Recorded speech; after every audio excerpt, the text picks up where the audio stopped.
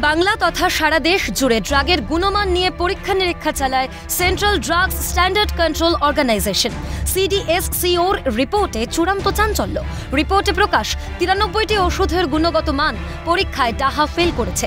এর মধ্যে রয়েছে বহুল ব্যবহৃত বেশ কিছু ওষুধ। তালিকায় রয়েছে প্যারাসিটামল থেকে শুরু করে প্রচলিত অ্যান্টিবায়োটিক, প্রেশারের ওষুধ থেকে থাইরয়েডের নিয়মিত খাওয়ার ওষুধও, নিউমোনিয়ার মতো কঠিন অসুখের ওষুধও ফেল করা ওষুধের দলে।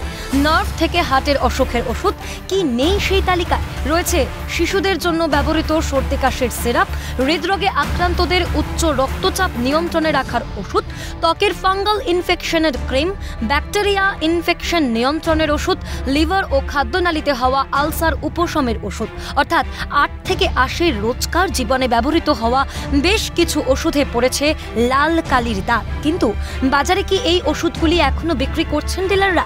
খোঁজ নিল সিএন। আমাদের কোনো নোটিফিকেশন আসেনি, আমাদের পেপারে পড়েছে ওসব সব ছোট কোম্পানি মাল, ওসব কোম্পানির এখানে মনে হচ্ছে এখানে মাল আসেনি।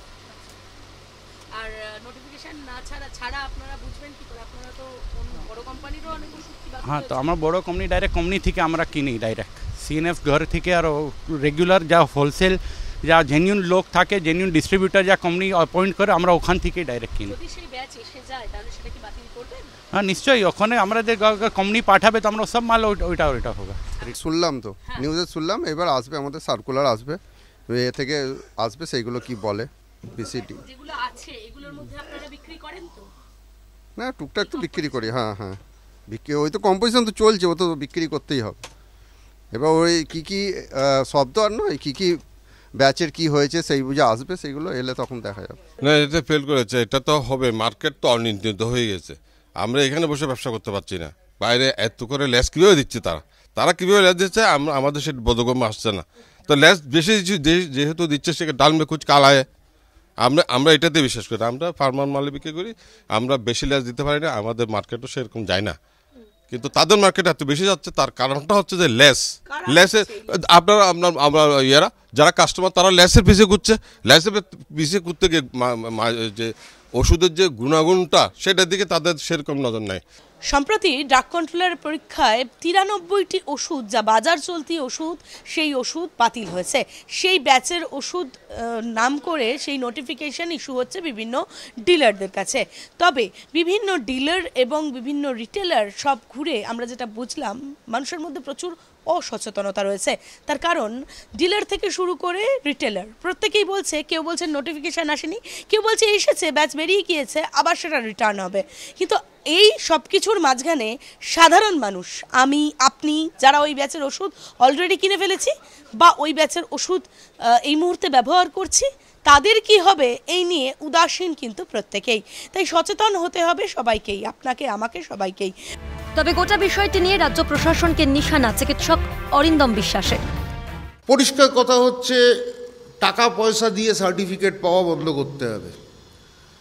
মানে ঘুষ দিয়ে যদি আমি একটা ওষুধ করি, আমি প্রাণ নিয়ে খেলছি, সরকারকে কড়া ব্যবস্থা নিতে হবে।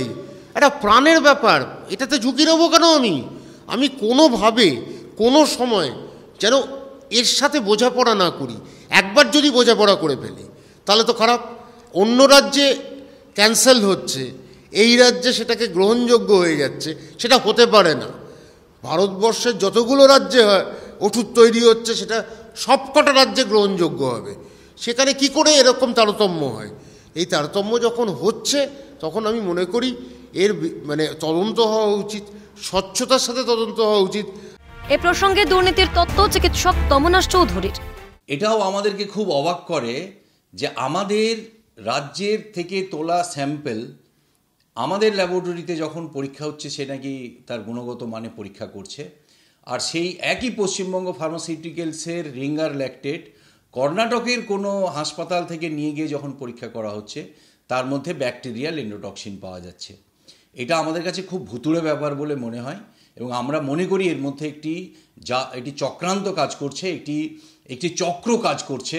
যদি আমাদের যে চেকলিস্ট বা যে সিস্টেমস আছে, যদি সেই সিস্টেম ঠিক করে কাজ করে, অর্থাৎ একটি ওষুধ কোম্পানি থেকে তৈরি হওয়ার পর বাজারে আসার আগে প্রতিটি ব্যাচের ওষুধের যদি তার গুণমান পরীক্ষা হয়, প্রতিটি ওষুধের তো হয় না, তার মধ্যে স্যাম্পেল তুলে পরীক্ষা হয়, এবং সেটা যদি নিয়মিতভাবে করা হয়, এবং সেটা যদি সততার সাথে করা হয়, সেই পরীক্ষা, সেই স্যাম্পেল তোলা এবং তার পরীক্ষার রিপোর্ট সময় মতো আসা, মানুষের শরীরে সেই প্রয়োগ হওয়ার আগে তার রিপোর্ট পাওয়া, আমরা যদি সেই ব্যবস্থাটাকে ঠিক করে চালনা করি, যদি তার মধ্যে দুর্নীতির কোনো দুর্নীতি না জমে, যদি তার মধ্যে কিছু মুনাফালোভী মানুষ না জমে যায়, যদি তার মধ্যে কিছু দুষ্কৃতি না ঢুকে যায়, মানুষের জীবন অবশ্যই এর মধ্যে নিশ্চিত থাকবে।